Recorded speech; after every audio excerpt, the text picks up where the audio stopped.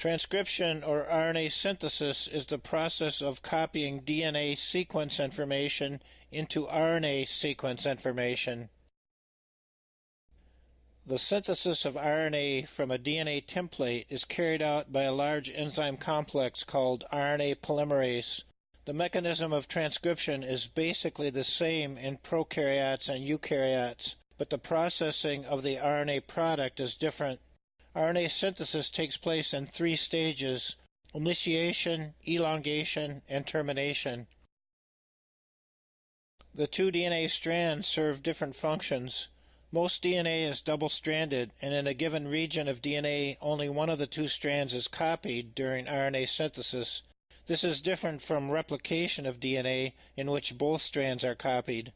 The coding or sense strand of DNA has the same directionality and sequence as the product RNA, except that it contains T residues, whereas the product RNA contains U residues. The coding strand does not serve as a template for RNA synthesis. In contrast, the template or antisense strand serves as a template for transcription. The DNA template is complementary and antiparallel to the product DNA. Here we see the 2 strands of DNA and the single strand of product RNA running in parallel. The coding strand of DNA, shown in black, has the same sequence of bases as the RNA, except the DNA has thymine in place of uracil. The second difference, which is not shown, is that the DNA contains 2-deoxyribose in place of ribose. The template strand shown in blue is antiparallel and complementary to both the coding strand and to the RNA product. This slide shows the 3 informational modes that the central dogma addresses. The template strand of DNA provides the information for messenger RNA synthesis. The messenger RNA and various transfer RNA molecules act as intermediates between DNA and protein. The flow of information from DNA to RNA involves the same language. A sequence of bases encodes the information in both types of nucleic acid. In contrast, the flow of information from the messenger RNA to protein involves a translation from one language to another. A sequence of 3 bases in the RNA is converted into a sequence of single amino acids in the protein product. RNA synthesis is catalyzed by a large enzyme called RNA polymerase. The polymerase copies the template strand of DNA to produce an RNA copy that is antiparallel and complementary. RNA polymerase carries out multiple functions. It searches DNA for initiation sites called promoters. It unwinds a short stretch of double helical DNA to produce a single-stranded DNA template from which it takes its instructions. It reads the DNA template, selecting correct ribonucleoside triphosphates and synthesizing phosphodiester bonds. It detects termination signals that specify where a transcript ends. It interacts with activator and repressor proteins that modulate the rate of transcription initiation over a wide range. Transcription is initiated at promoter sites on the DNA template. Prokaryotic promoters are generally centered at about 10 and 35 nucleotides upstream from the start site. The consensus sequences deduced from analysis of many prokaryotic promoters are TTGACA at -35 and TATAAT at -10. Promoters differ markedly in their efficacy. Genes with strong promoters are transcribed every 2 seconds in E. coli. In contrast, genes with very weak promoters are transcribed about once every 10 minutes. The -10 and -35 regions of most strong promoters have sequences that correspond closely to the consensus sequences, whereas weak promoters tend to have multiple substitutions at these sites. The distance between the consensus sequences is also important. A separation of about 17 nucleotides is optimal. Here are 5 of the -10 promoter sequences. You can see that there's a considerable variation, with only about 3 or 4 of the bases corresponding exactly to the standard consensus sequence. Now let's compare prokaryotic and eukaryotic promoters. In prokaryotic organisms, the promoters consist, as we've seen, of two components, which are generally centered at about -10 and -35 nucleotides upstream from the start site. The most common consensus sequence for prokaryotic organisms, deduced from analysis of many promoters, is TTGACA at -35 and TATAAT at -10. The -10 sequence is sometimes referred to as a Pribnow box. In eukaryotes, the pattern is the same, but the details are different. In eukaryotes, the promoters consist of two components which are generally centered at about -25 and -75 nucleotides upstream of the start site. The most common consensus sequence for eukaryotic organisms is GGNCAA-TCA at -75 and TATAAA at -25. The -75 position is sometimes called a CAAT or cat box in honor of the discoverer's favorite pet. The -25 sequence is called a Hogness box because the scientist who named it had an affinity for pork. The RNA polymerase complex consists of 5 subunits. 4 of these subunits, alpha 2, beta, beta prime, are always part of the complex. The sigma subunit is a transient component of the complex. It's the function of the sigma subunit to recognize promoter sites. The alpha 2 beta beta prime core of RNA polymerase cannot start transcription at promoter sites without the sigma subunit. Sigma subunits of the RNA polymerase recognize promoter sites on the DNA. The alpha 2 beta beta prime core of RNA polymerase cannot start transcription at promoter sites. You need to have the complete alpha 2 beta beta prime sigma holoenzyme. The sigma subunit contributes to specific initiation in 2 ways. It decreases the affinity of RNA polymerase for general regions of DNA by a factor of 10 to the 4th. It enables RNA polymerase to recognize promoter sites.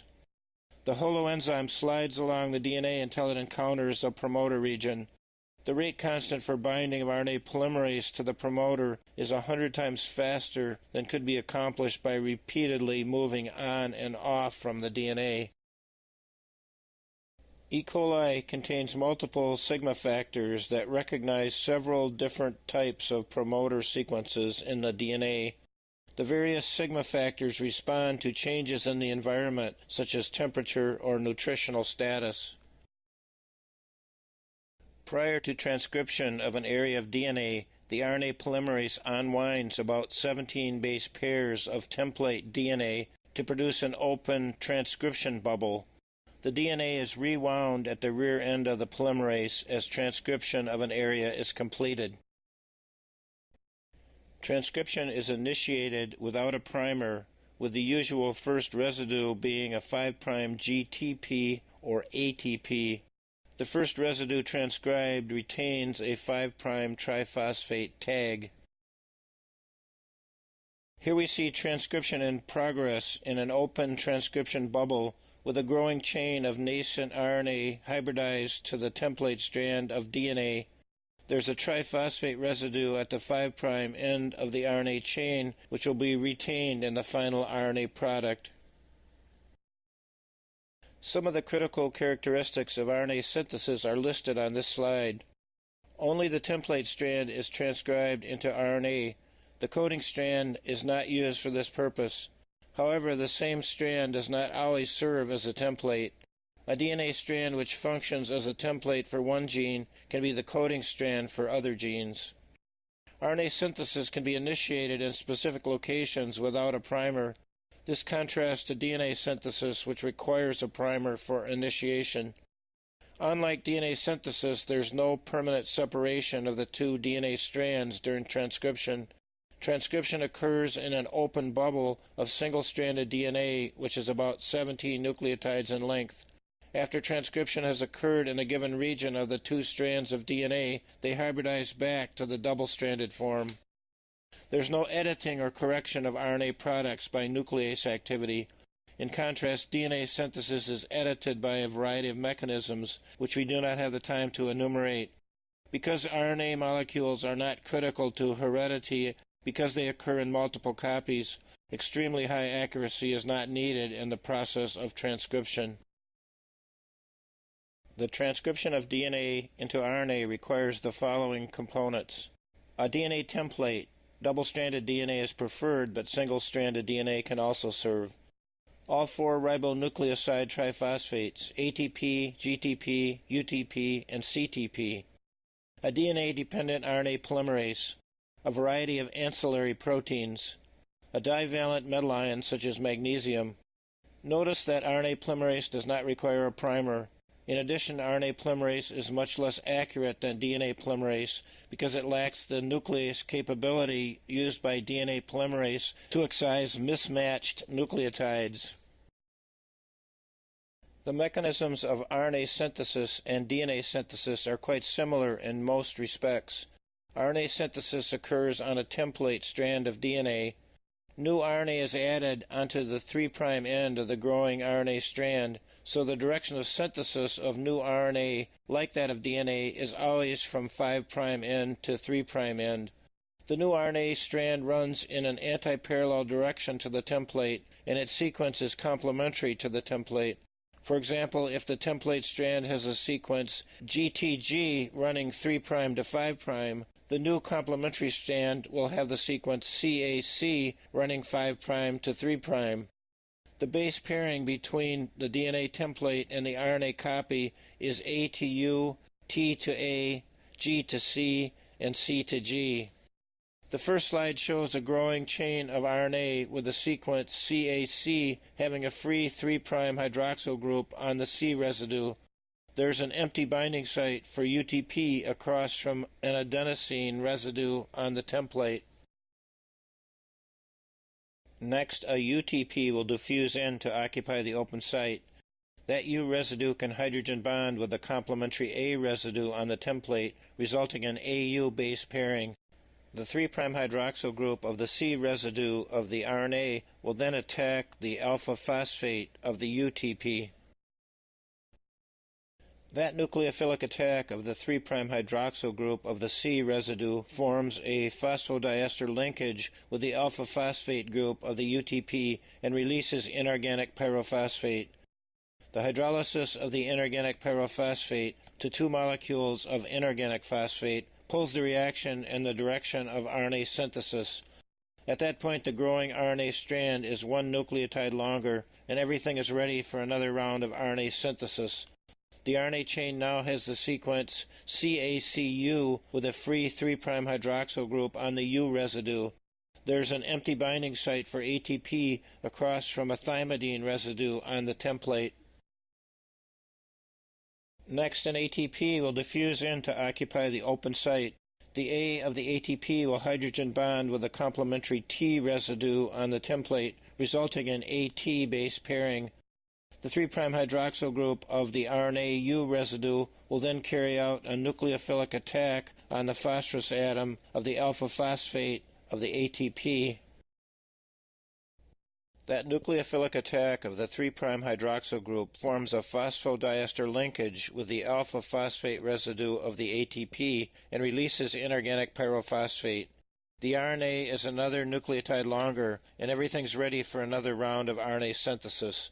The RNA now has the sequence CACUA with a free 3' hydroxyl group on the A residue. There's an empty binding site for GTP across from a C residue on the template.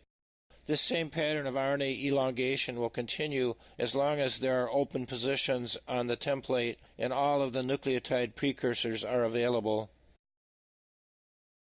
There's a special mechanism that determines when the synthesis of messenger RNA will be terminated. In prokaryotic organisms, the signal for termination is contained in the messenger RNA product itself. Termination of transcription occurs when the RNA product forms a stable hairpin structure followed by a sequence of uridine residues. At some sites, transcription is terminated in an alternate manner by the action of a Rho protein. Although many aspects of transcription are the same in prokaryotes and eukaryotes, there are substantial differences. In prokaryotes, transcription and translation both take place in the cytoplasm. In eukaryotes, transcription and processing take place in the nucleus, and translation takes place in the cytoplasm. In prokaryotes, there's one RNA polymerase that does everything. In eukaryotes, there are 3 different RNA polymerases with divergent functions. In prokaryotes, there's little processing of messenger RNA. Eukaryotic RNA is processed by capping at the 5' end, addition of a poly A tail, and removal of introns and the splicing of exons. The nucleus of eukaryotes contains 3 types of RNA polymerase that differ in template specificity, location within the nucleus, and susceptibility to inhibitors. RNA polymerase I is located in nucleoli and transcribes the tandem array of genes for 18S, 5.8S, and 28S ribosomal RNA. The other ribosomal RNA molecule, the 5S RNA, and all of the transfer RNA molecules are synthesized by RNA polymerase III, which is located in the nucleoplasm rather than in the nucleoli.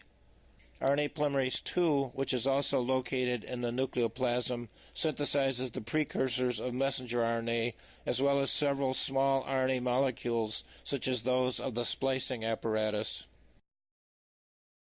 The formation of functional messenger RNA is a bit more complicated in eukaryotic organisms than it is in prokaryotes. Some of this has to do with post-transcriptional processing.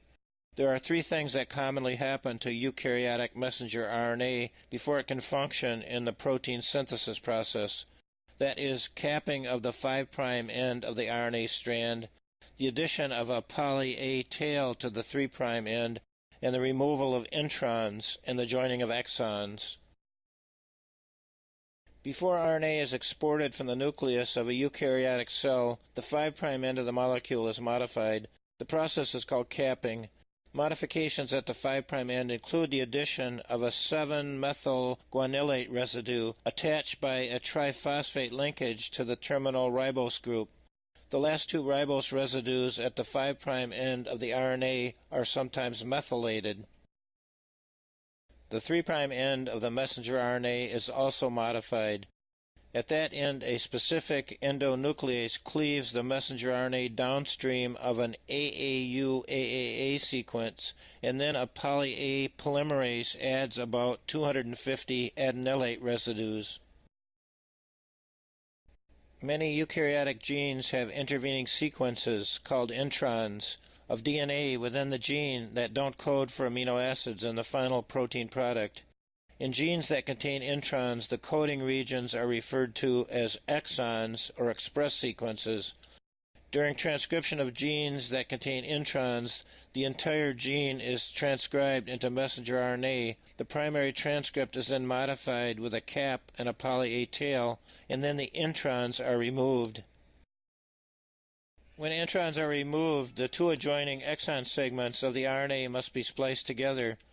There are consensus sequences of GU at the 5' end of the intron and a pyrimidine-rich region followed by AG at the 3' end that delineate the points at which splicing occurs. The excision of introns and the splicing of exons within messenger RNA is an enzyme-catalyzed process.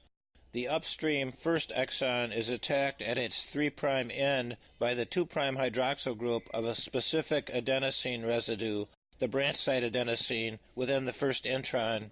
The branch site adenosine forms a lariat intermediate with the 5' ribose of the first intron. The newly formed 3' hydroxyl of the upstream exon then attacks the splice site between the first intron and the downstream second exon. The first and second exons are joined, and the first intron containing the lariat structure is released. We'll now transfer attention to the regulation of gene expression. We'll look at the mechanisms that regulate the frequency of translation of a given gene. Prokaryotic DNA binding proteins bind to regulatory sites and operons. In prokaryotes, many genes are clustered into operons, which are units of coordinated genetic expression. An operon consists of control sites, an operator and a promoter, and a set of protein encoding structural genes. In addition, regulatory genes encode proteins that interact with the operator and promoter sites to stimulate or inhibit transcription. A regulatory gene may or may not be closely linked to the operon or its protein product is active. The E. coli lac operon consists of a stretch of DNA that contains a promoter region, an operator region, and 3 structural genes, Z, Y, and A. Closely associated with a lac operon is a gene that encodes a lac repressor protein, I. Part A of this diagram shows the generalized scheme for a bacterial operon. This model was proposed by Jacob and Monod about 50 years ago. It consists of a series of clustered genes that are under coordinate regulation by a closely linked upstream control region. The model includes the function of a regulatory gene which may or may not be closely linked to the operon. Those regulatory genes produce proteins which can activate or inhibit the expression of the gene. This basic model has proven to be quite accurate in explaining many aspects of gene regulation. Part B of the diagram shows the specific components of the E. coli lac operon. The lac operon consists of 3 genes which code for 3 enzymes, beta-galactosidase Z, galactoside permease Y, and thiogalactoside transacetylase A. Upstream from these genes are an operator and a promoter region. Interactions between these control sites and regulatory proteins determine the degree of lac gene expression, the rate at which the mRNA for the 3 proteins is produced. Closely linked to the operon is a regulatory gene with its own promoter. This regulatory gene produces a protein which inhibits the lac gene expression. The enzyme beta-galactosidase, the product of the Z gene, hydrolyzes the disaccharide lactose into galactose and glucose. E. coli prefers to use glucose directly as an energy source. However, in the absence of free glucose, the beta-galactosidase enzyme can hydrolyze lactose to give glucose and galactose. Both of these carbohydrates serve as excellent energy sources for the bacteria. X-gal is an artificial substrate for beta-galactosidase that is convenient to assay because its cleavage produces a colored product. It's common in biochemistry for experimenters to use such artificial substrates for enzyme assays. Generally, these artificial substrates have some property, such as light absorbance, that makes them easy to assay in a spectrophotometer. The growth of E. coli on lactose results in a dramatic increase in the production of the 3 genes, beta-galactosidase, galactoside permease, and thiogalactoside transacetylase. Those genes are all encoded in the lactose operon. In the absence of lactose in the growth media, these enzymes are barely detectable. When lactose is present, beta-galactosidase by itself represents about 6.6% of the total cellular protein.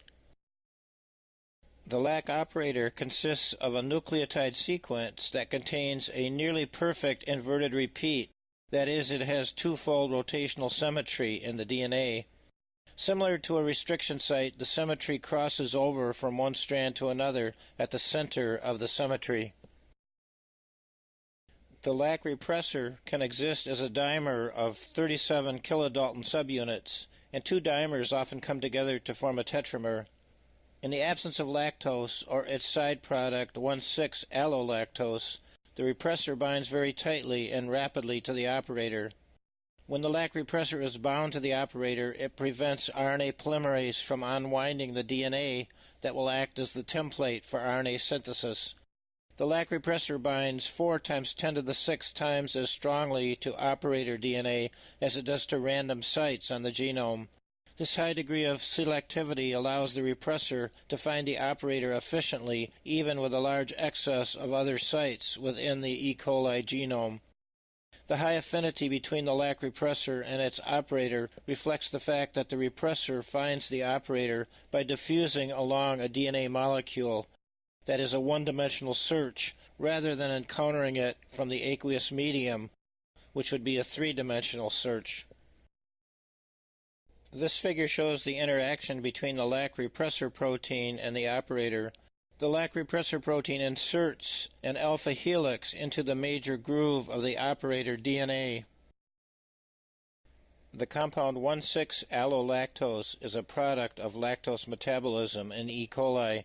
It turns out that the levels of 1,6-allolactose increase dramatically when lactose is present in the growth media. The binding of 1,6-allolactose to the Lac repressor induces a conformational change that leads to the dissociation of the repressor protein from the Lac operator. When the Lac repressor protein is not bound, RNA polymerase can move through the operator and is enabled to transcribe the three linked genes of the Lac operon. The compound isopropyl-thiogalactoside, or IPTG, is an artificial analog of 1,6-allolactose. IPTG binds to the Lac repressor and mimics the action of 1,6-allolactose. The IPTG causes the repressor protein to dissociate from the operator and greatly enhances the production of Lac messenger RNA by RNA polymerase. The utility of IPTG is that it is not metabolized by E. coli, and thus its level in the cell can be accurately controlled by researchers. Binding of the inducer IPTG to the Lac repressor causes an allosteric change in the structure of the repressor. This in turn loosens the vice-like grip of the repressor protein on the Lac operator DNA. This figure shows the overall mechanism of repression and induction of the Lac operon. In the upper part A, we see that if lactose is not present in the growth media, the regulatory gene produces a messenger RNA which is transcribed into the repressor protein. The repressor protein binds tightly to the Lac operator and prevents the transcription of genes Z, Y, and A. This is referred to as repression. In the lower part B, with lactose present in the growth media, the synthesis of 1,6-allolactose is stimulated. The 1,6-allolactose binds to the repressor protein, causing it to dissociate from the Lac operator. In the absence of the repressor protein, the RNA polymerase binds to the Lac operon and produces the Lac messenger RNA. The messenger RNA is then translated into three Lac proteins. This process is called induction. The catabolite activator protein, CAP, activates transcription of the Lac operon by directly contacting RNA polymerase. When the level of cyclic AMP, which is a hunger signal, rises in the cell, it stimulates the transcription of many catabolic operons by binding to the catabolite activator protein. The binding of the cyclic AMP-CAP complex to a specific site in the promoter region of an inducible catabolic operon enhances the binding of RNA polymerase and the initiation of transcription. Many, but not all, prokaryotic DNA binding proteins interact with the DNA through a helix-turn-helix motif. Cultures of E. coli growing in the presence of glucose do not synthesize beta-galactosidase, even when lactose is present in the growth media. The synthesis of beta-galactosidase only occurs after the glucose has been depleted. Thus, the presence of glucose in the growth media suppresses the expression of the Lac operon. This figure shows the mechanism by which glucose inhibits the expression of the Lac operon. When glucose is high in the growth medium, it enters the cell and inhibits the synthesis of cyclic AMP. This reduces the level of the cyclic AMP-CAP complex. Since that cyclic AMP-CAP complex is needed for the efficient binding of RNA polymerase to the Lac operon, the rate of Lac transcription drops dramatically. The figure shows that when cellular cyclic AMP levels are high, the cyclic AMP-CAP dimer binds to an inverted repeat that is minus 69 base pairs upstream from the start site for Lac operon transcription. That CAP binding site is adjacent to the binding site for the RNA polymerase. The presence of the cyclic AMP-CAP dimer aids in the initial binding of the RNA polymerase. This figure shows the points of contact between the cyclic AMP CAP dimer, the promoter DNA, and the RNA polymerase. The complexity of eukaryotic genomes requires elaborate mechanisms for gene regulation. Eukaryotic DNA is tightly bound to basic proteins called histones. The combination of DNA and histones is called chromatin. The DNA wraps around an octamer of core histones to form a nucleosome, blocking access to many potential DNA binding sites. Changes in chromatin structure play a major role in regulating gene expression. Enhancers are DNA sequences that can modulate gene expression. The enhancers can function from more than 1,000 base pairs away from the start site of transcription by perturbing local chromatin structure. Enhancers are often specific for certain cell types, depending on which DNA binding proteins are present. The electron micrograph shows the beads on a string of chromatin structure. In the cell, this chromosomal structure would be much more compact. The DNA has been teased out in this study so that the individual nucleosomes can be visualized. The nucleosome consists of a core of 8 histone proteins surrounded by DNA. The DNA forms a left-handed superhelix as it wraps around the core of histone proteins. This model for chromatin structure shows a helical array of 6 nucleosomes per turn of the helix. The DNA is wrapped around each histone octamer. This is a view of the enhancer sites for the creatine kinase gene. One enhancer site is quite close to the gene, but others are up to a kilobase removed. In eukaryotes, transcriptional activation and repression are mediated by protein-protein interactions. Steroids such as estrogens bind to eukaryotic transcription factors called nuclear hormone receptors. These proteins are capable of binding DNA whether or not ligands are bound. The binding of steroid ligands to the nuclear receptors induces a conformational change in the receptors that allow the recruitment of additional proteins called coactivators. Among the most important functions of coactivators is to catalyze the addition of acetyl groups to lysine residues in the tails of histone proteins. Histone acetylation decreases the affinity of the histones for DNA, making additional genes accessible for transcription. In addition, acetylated histones are targets for proteins containing specific binding units called bromodomains. 2 classes of large complexes are eventually recruited: chromatin remodeling engines and RNA polymerase II and its associated factors. These complexes open up sites on chromatin and initiate transcription. Most of the photographs in this series were taken from airplanes. I get to fly a lot in the fall because I go home to Washington State almost every weekend. To combat the boredom, I take photographs from the airplane windows. This photograph was snapped soon after we took off from the Minneapolis-St. Paul airport. Here's Lake Calhoun in the foreground and downtown Minneapolis in the background. It looks like winter is setting in. This photo of the Minnesota River was taken while we were landing from the south. I think this one was taken just north of the Twin Cities. The lake is starting to freeze over.